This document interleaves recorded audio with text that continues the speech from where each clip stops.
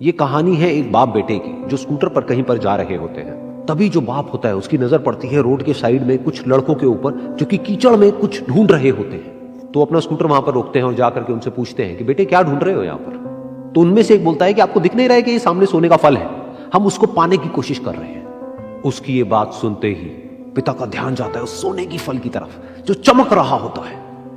फिर उनके माइंड में कुछ इमेजिनेशंस बनने लग जाती हैं कि काश ये जो फल है ये मेरे बेटे के पास में आ जाए तो ना सिर्फ उसकी बल्कि मेरी भी जिंदगी बदल जाएगी।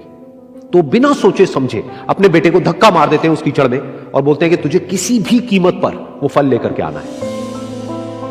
लेकिन बेटे को वो फल नहीं चाहिए होता है, उसके अपने कुछ और ही सपने होते हैं।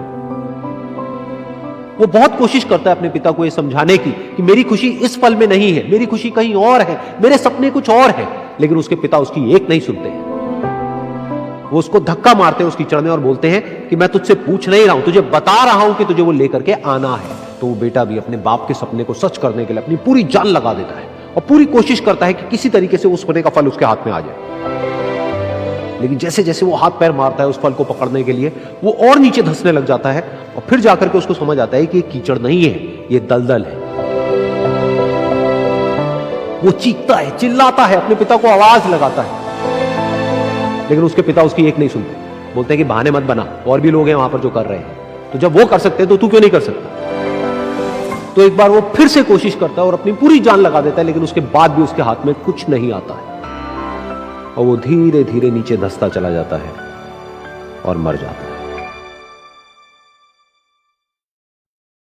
तब जाकर के उसके पिता को एहसास होता है कि उससे कितनी बड़ी गलती हो गई।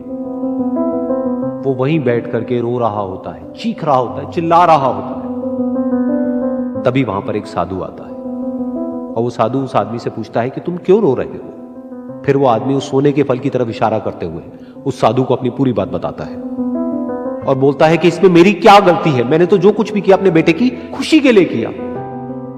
तो वो साधु उस फल को ध्यान से देखता है और उस आदमी को कहता है जिस सोने के फल की वजह से तुमने अपने बेटे को गवा दिया, कम से कम एक बार ध्यान से उसकी तरफ देखा तो होता कि वहां पर कोई फल है भी या नहीं।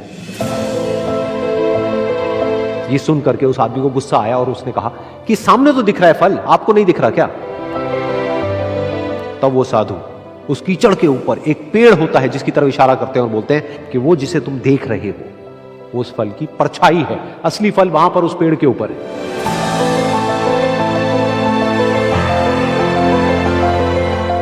फिर वो साधु उस आदमी को बोला कि अपने बेटे को जबरदस्ती धक्का देने की बजाय और उसको बताने की बजाय कि तेरी खुशी किसमें है, अगर तुमने उससे पूछा होता कि बेटा तू बता तू क्या करना चाहता है और तेरी खुशी किसमें है, तो ना सिर्फ तुम्हारा बेटा जिंदा होता बल्कि हो सकता है कि उसके हाथ में वो असली सोने का फल भी होता।